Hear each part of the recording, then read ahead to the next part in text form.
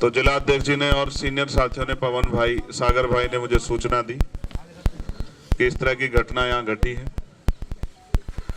यहाँ के बहुत सारे सम्मानित पार्षद जो वर्तमान में हैं या पूर्व के भी हैं, वो भी मेरे टच में हैं, लगातार उनसे मेरी बातचीत होती रहती है।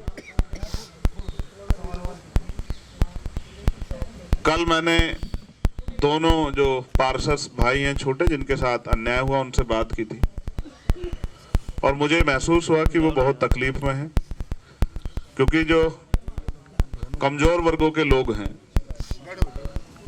वो राजनीति पैसा कमाने के लिए नहीं करते हैं, न्यायी व्यापार के तौर पे करते हैं, अपने लोगों की आवाज उठाने के लिए करते हैं।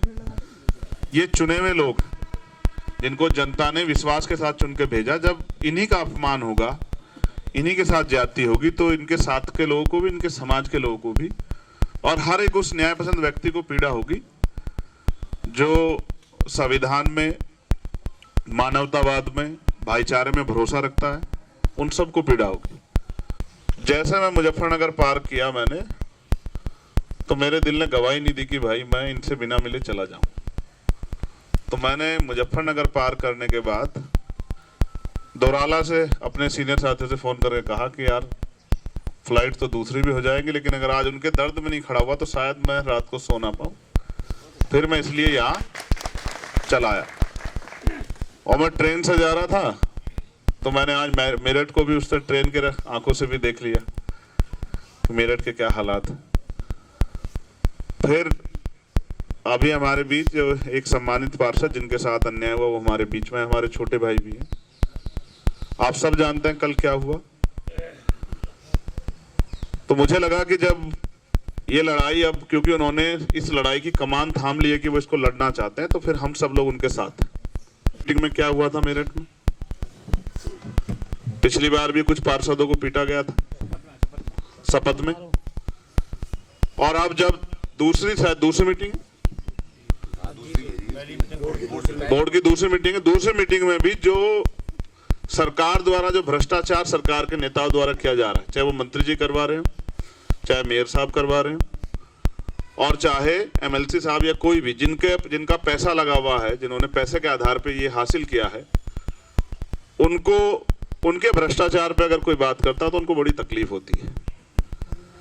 जब कल हमारे छोटे भाई ने जो सम्मानित पार्षद उनके भ्रष्टाचार पे बात की, तो उनसे बर्दाश्त नहीं हुई और उन्होंने कुछ गुंडे वो साथ रखते हैं इस तरह के कि जो डरा के दबा के राजनीति कर सके, लोगों को रोक सके, झूठे मुकदमे, तमाम तरह के राजनीतिक हथकंडे।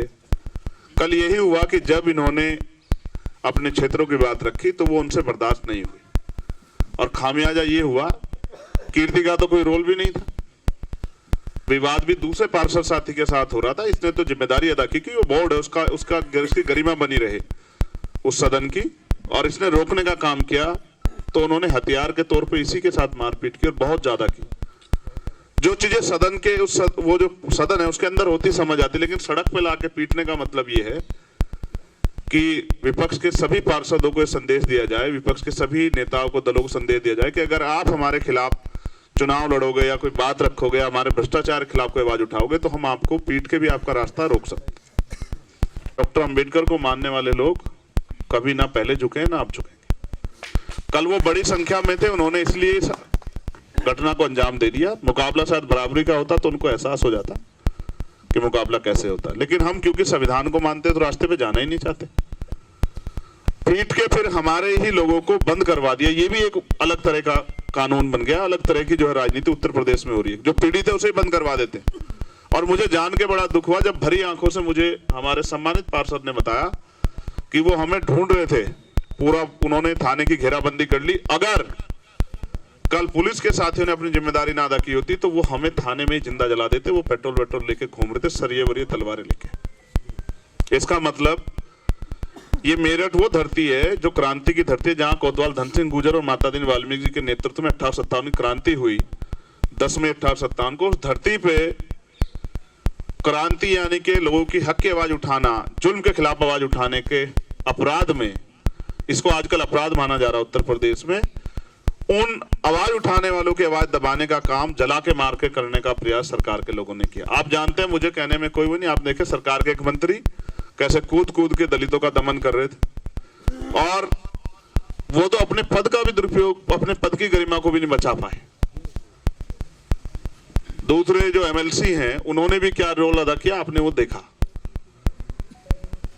ये वही सरकार, उसी सरकार के नेता जो अभी कुछ दिन पहले जिन मुख्यमंत्री जी दलित सम्मेलन कर करके दलितों के हितैषी होने का दावा कर रहे थे। ना भाजपा के लोग कभी दलितों के हितैषी थे, ना पिछड़ों के, ना मुसलमानों के, ना ईसाइयों के, ना बुद्धिस्टों के, ना जैनों के, ना आज है, ना ही वो किसी न्याय पसंद अपर कास्ट के लोगों के भी वो किसी के समर्थक नहीं है। उनका एक एजेंडा है, जो भ्रष्टाचार में उनके साथ शामिल है, जो उनकी लूटपाट में शामिल है, वो उनका अपना है, बाकी सब लोग उनके पराए। समय समय पे कभी इसी को अकेला करके पीट लो, कभी इसको, ये काम अब बंद हो जाएगा मेरठ में, क्योंकि कल का जो अपमान है वो पूरे समाज का अपमान है।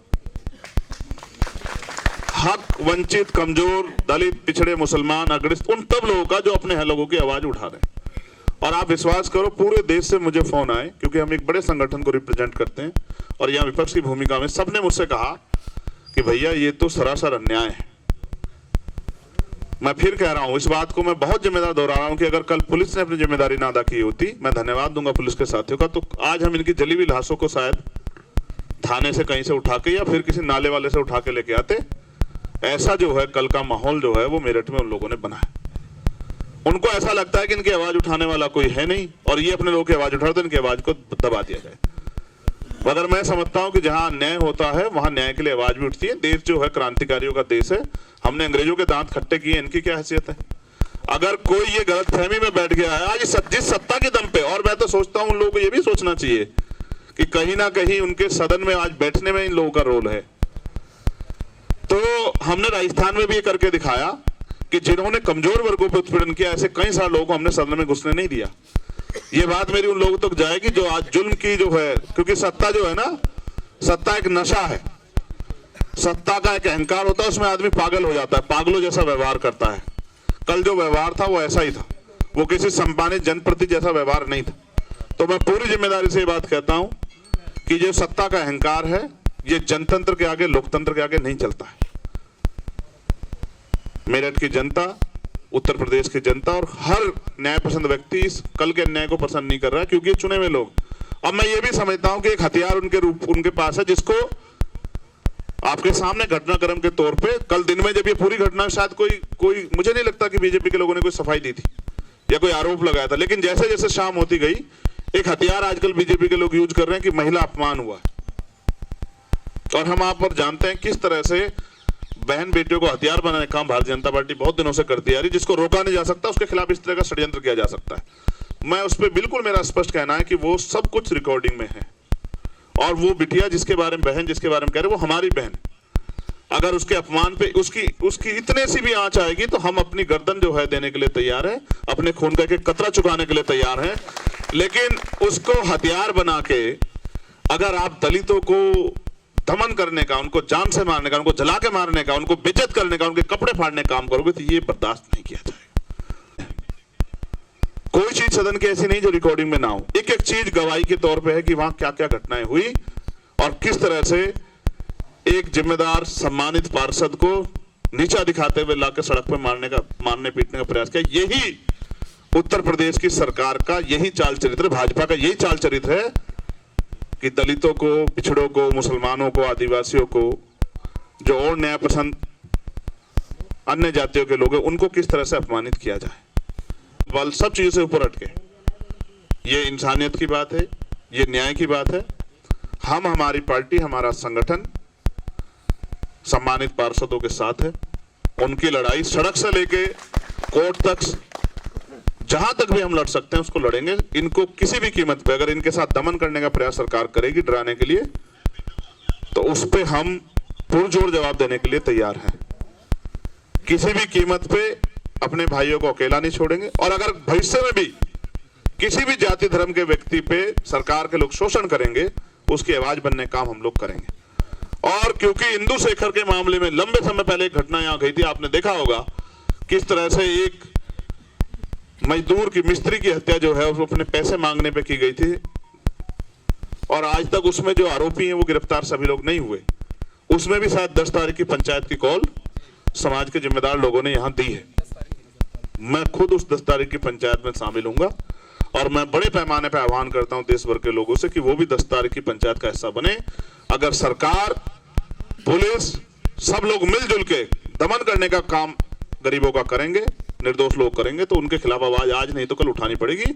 और अगर इस बात में मेरठ चूक जाता है, जो क्रांति की धरा है, जिसने देश को गुलामी से आजाद कराने के लिए पहली जो है आहुति दी, बलिदान दिया, अगर मेरठ चूक जाता है तो ये तो मेरठ का बहुत बड़ा अपमान होगा। तो मेरठ का अपमान, पश्चिम का अपमान, कमजोरों का, गरीबों का, नौजवानों का अपमान नहीं होने देंगे। हम लोग इनके साथ हैं और हर पटल पे इस लड़ाई को लड़ेंगे। इनके खिलाफ जो षड्यंत्र होंगे उनका भी मुंह तोड़ जवाब हम लोग देने का काम करेंगे, क्योंकि हम पढ़े लिखे लोग, जिम्मेदार लोग, सब लोग सम्मानित, हर जाति धर्म के पार्षद, पूर्व पार्षद यहाँ हैं, जिनको चिंता है कि मेरठ में जिस उम्मीदों से लोगों ने इनको वोट दिया, ये उनके काम कराने में सफल हो पाए, जिससे कि भविष्य में इनको अवसर मिले और ये आगे बढ़े। अगर ये ऐसा नहीं कर पाएंगे तो फिर इनका जो लाभ है, इनको चुनने का, वो जनता को नहीं मिलेगा।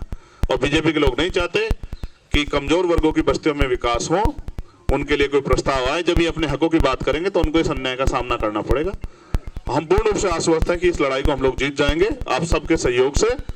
और ये जो संविधान है भारत का, इस संविधान में जो अवसर और अधिकार हमें मिले, न्याय का जो अधिकार मिला, उसके ताकत से हम लोग इस लड़ाई को जीत जाएंगे।